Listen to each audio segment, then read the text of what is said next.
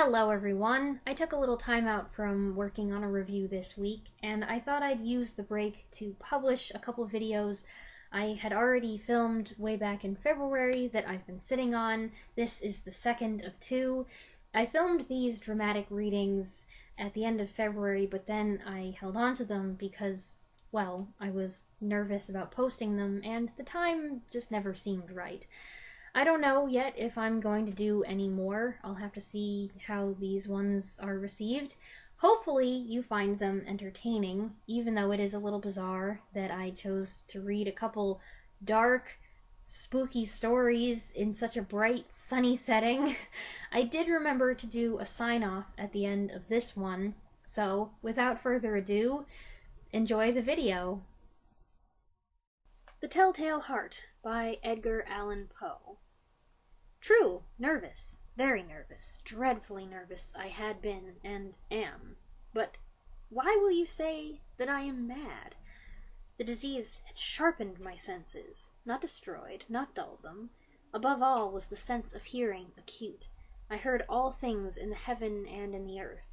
I heard many things in hell. How then am I mad? Hearken and observe how healthily, how calmly, I can tell you the whole story. It is impossible to say how the idea first entered my brain, but once conceived, it haunted me day and night. Object there was none, passion there was none. I loved the old man. He had never wronged me, he had never given me insult. For his gold I had no desire. I think it was his eye. Yes, it was this. He had the eye of a vulture, a pale blue eye with a film over it. Whenever it fell upon me, my blood ran cold, and so by degrees, very gradually, I made up my mind to take the life of the old man, and thus rid myself of the eye forever. Now, this is the point. You fancy me mad. Madmen know nothing, but you should have seen me. You should have seen how wisely I proceeded, with what caution, with what foresight, with what dissimulation I went to work.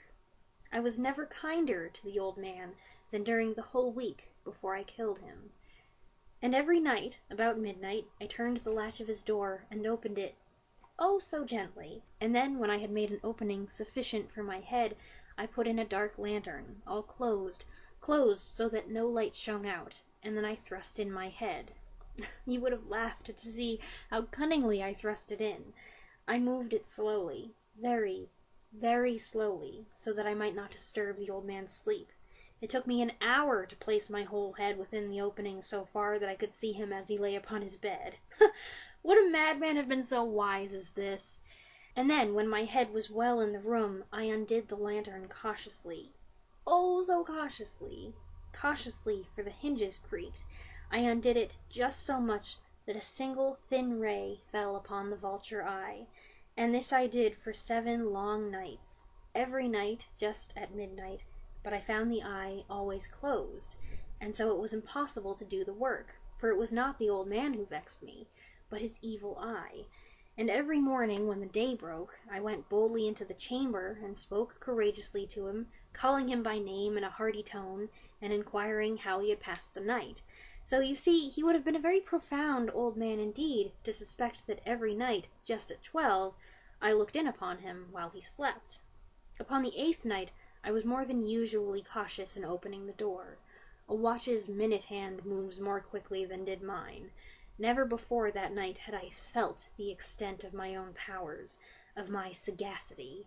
I could scarcely contain my feelings of triumph. To think that there I was, opening the door little by little, and he not even dreaming of my secret deeds or thoughts.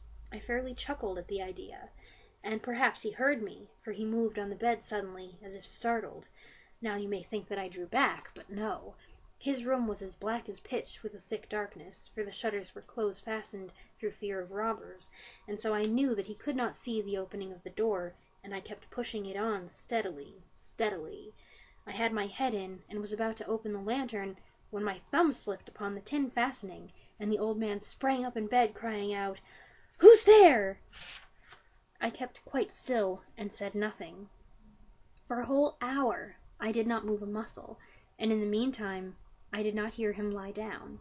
He was still sitting up in the bed listening. just as I have done, night after night, hearkening to the death watches in the wall. Presently I heard a slight groan, and I knew it was the groan of mortal terror.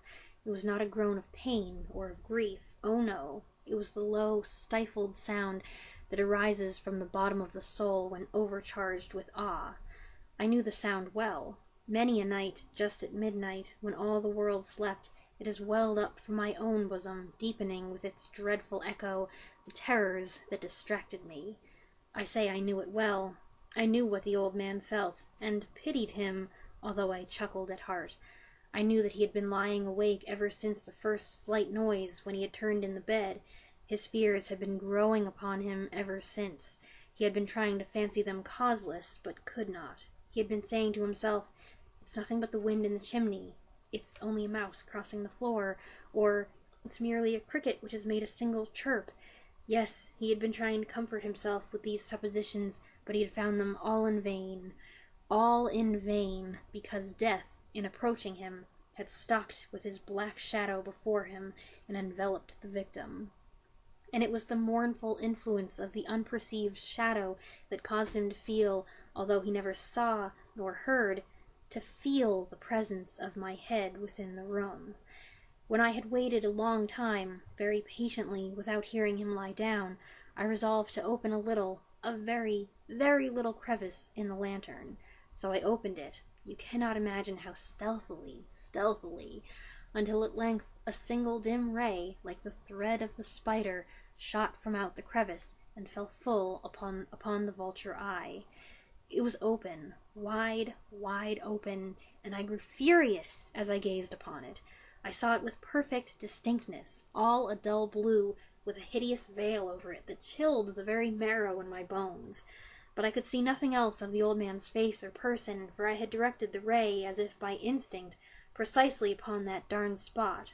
And have I not told you that what you mistake for madness is but over-acuteness of the senses? Now I say there came to my ears a low, dull, quick sound, such as a watch makes when enveloped in cotton. I knew that sound well, too. It was the beating of the old man's heart. It increased my fury, as the beating of a drum stimulates the soldier into courage. But even yet I refrained and kept still. I scarcely breathed. I held the lantern motionless. I tried to see how stealthily I could maintain the ray upon the eye. Meanwhile, the hellish tattoo of the heart increased. It grew quicker and quicker, and louder every instant. The old man's terror must have been extreme. It grew louder, I say, louder every moment. Do you mark me well? I have told you that I am nervous. So I am. And now, at the dead hour of the night, amid the dreadful silence of that old house, so strange a noise as this excited me to uncontrollable terror. Yet for some minutes longer I refrained and stood still. But the beating grew louder. I thought the heart must burst. And now a new anxiety seized me. The sound would be heard by a neighbor. The old man's hour had come. With a loud yell I threw open the lantern and leaped into the room. He shrieked once only. In an instant I dragged him to the floor and pulled the heavy bed over him. I then smiled gaily to find the deed so far done, but for many minutes the heart beat on with a muffled sound. This, however, did not vex me. It would not be heard through the wall. At length it ceased. The old man was dead. I removed the bed and examined the corpse. Yes, he was dead. Stone dead. I placed my hand upon the heart and held it there many minutes. There was no pulsation. He was stone dead. His eye would trouble me no more. If you still think me mad, you will think so no longer when I describe the wise precautions I took for the concealment of the body. The night waned, and I worked hastily, but in silence. First of all, I dismembered the corpse. I cut off the head and the arms and the legs. I then took up 3 planks from the flooring of the chamber and deposited it all between the scantlings. I then replaced the boards so cleverly, so cunningly, that no human eye, not even his, could have detected anything wrong.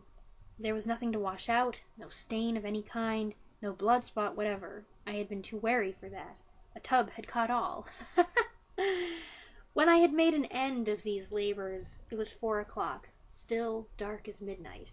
As the bell sounded the hour, there came a knocking at the street door. I went down to open it with a light heart, for what had I now to fear? There entered 3 men who introduced themselves with perfect suavity as officers of the police. A shriek had been heard by a neighbor during the night. Suspicion of foul play had been aroused, information had been lodged at the police office, and they, the officers, had been deputed to search the premises. I smiled, for what had I to fear? I bade the gentleman welcome. The shriek, I said, was my own in a dream. The old man, I mentioned, was absent in the country. I took my visitors all over the house. I bade them search well. I led them at length to his chamber. I showed them his treasures, secure, undisturbed. In the enthusiasm of my confidence, I brought chairs into the room and desired them here to rest from their fatigues, while I myself, in the wild audacity of my perfect triumph, placed my own seat upon the very spot beneath which reposed the corpse of the victim. The officers were satisfied. My manner had convinced them. I was singularly at ease. They sat, and while I answered cheerily, they chatted of familiar things. But ere long, I felt myself getting pale, and wished them gone.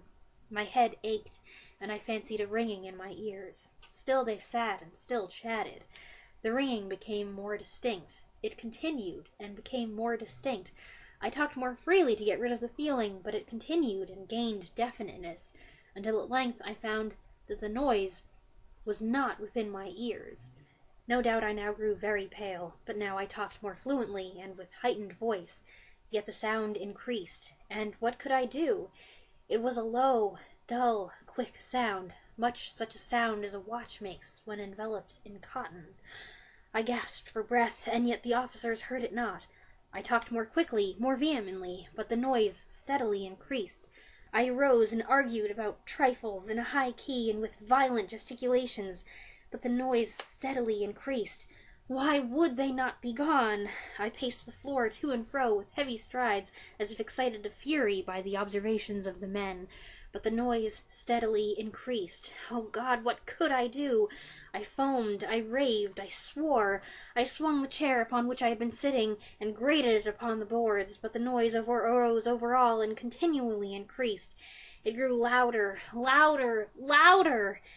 And still the men chatted pleasantly and smiled. Was it possible they heard not?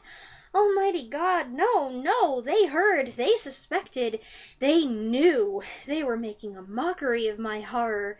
This I thought, and this I think, but anything was better than this agony. Anything was more tolerable than this derision.